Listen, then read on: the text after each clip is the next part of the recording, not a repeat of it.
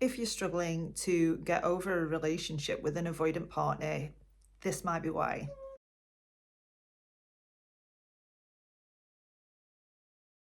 Hi, I'm Amy, and welcome to my channel. Here we discuss spirituality and psychology around relationships.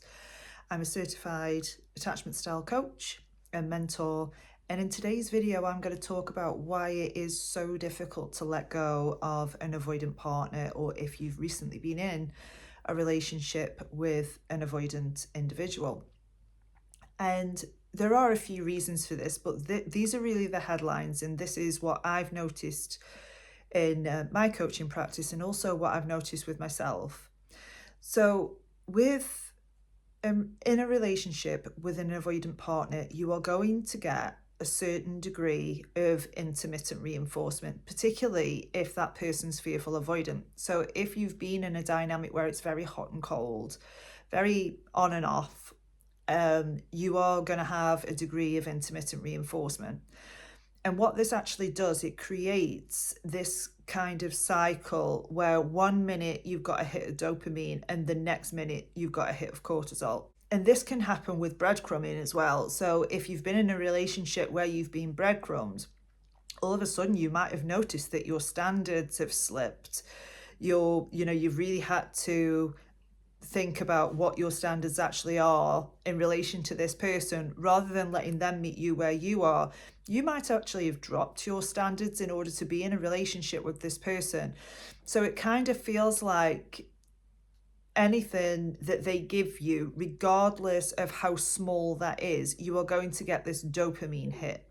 Even though what they're offering is much, much less than you deserve, and also much, much less than you intended going into the relationship, you might receive some small gesture which gives you that dopamine hit, followed by quite a long period of time with nothing, which then triggers your anxiety. So you are getting the cortisol now running in your system, really, really hoping for this person to just give you some kind of breadcrumb to give you that dopamine hit. And this can make it so there is a level of addiction in this relationship. It can make it so that it's really hard to let this person go, and you'll start maybe telling yourself stories of, maybe things will improve. Maybe if I work harder, this person will show up for me. Or maybe I'm not as worthy as I originally thought I was. And none of these are actually true, because if somebody is breadcrumbing you, if somebody isn't showing up for you and not putting the effort into the relationship, it's a two-way street. It's nothing to do with your self-worth. It's nothing to do with how much you tried in the relationship, because I can guarantee if you're here watching this video, you did try to sort this relationship out. You did probably bend over backwards to have this person see what the relationship was like. And, you probably did have conversations around wanting to improve things. So what I noticed in my own relationship was there was a certain point in the relationship that I started to work really hard to get things to fall into place and to get things to work, and only receiving really small gestures back.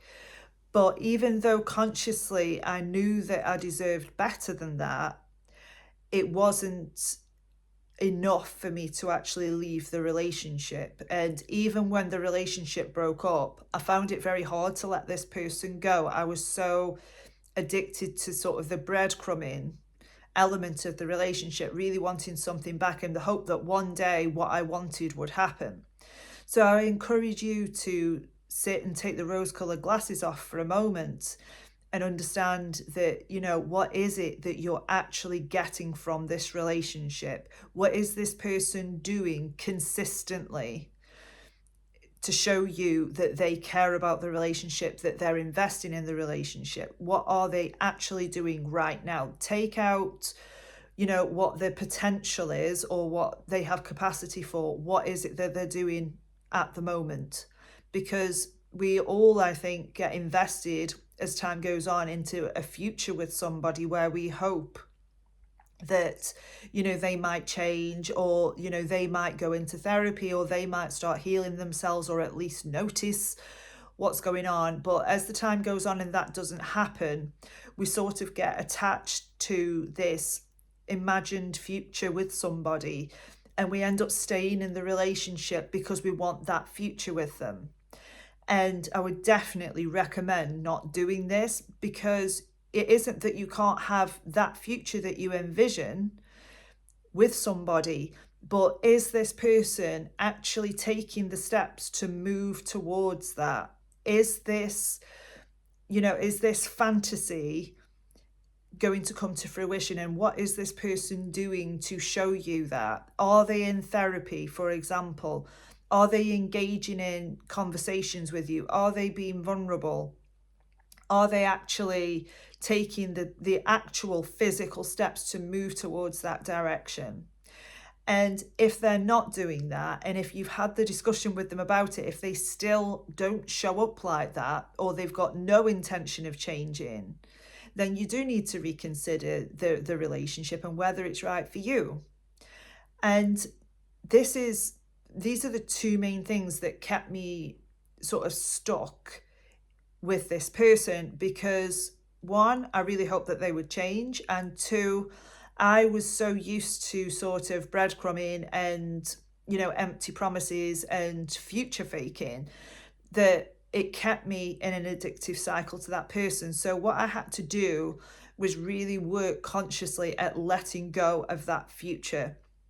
And the sort of letting go of the person wasn't really the hard part. Letting go of that imagined future that I thought I was going to have with that person was the hard part.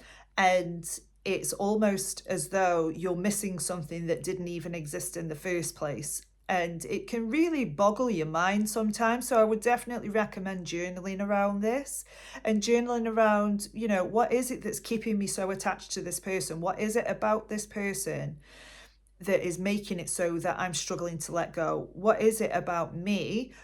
For example, what characteristics did they bring out in you that made you feel good? Maybe, they were outgoing and you weren't, and you liked that about them. You liked that they brought out that outgoing side of you. And figure out how to do that on your own, because you can do it on your own. You do not need this person. This person is not the be all end all. You deserve better than breadcrumbing. And this person has their own trauma to deal with.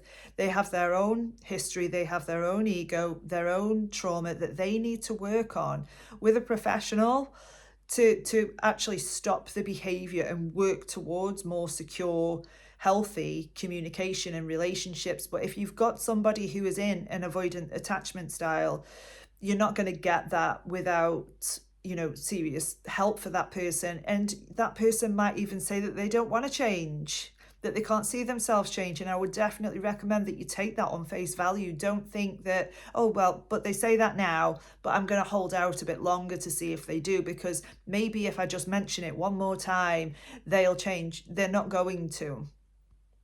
They won't. And you are responsible for your own future. Don't leave your future in the hands of somebody else. You step into your own worthiness and you make the decision to leave, or to whatever you want to do with this relationship. Stay if you want to, absolutely. And if this person is open to, getting some therapy and they're actively taking steps towards security, then absolutely give them the benefit of the doubt and see if the needle moves. Do they start showing up for you? Has their communication style improved since you spoke to them? You're looking for the needle to move. I'm not saying it's going to be night and day difference, but if that person isn't taking the steps now and has no intention of taking the steps, then definitely reevaluate the situation. Because when it is that you can come out of the relationship, take the rose-colored glasses off, go no contact, you will start seeing this for exactly what it is eventually. Feel your feelings, feel sad, feel depressed if you want to feel depressed. Whatever it is that you feel, just be with yourself and look at what's coming up with that. Why is it that I feel like this person's the only person that can give me this future that I want? What is it about this person that I can't simply can't let go of?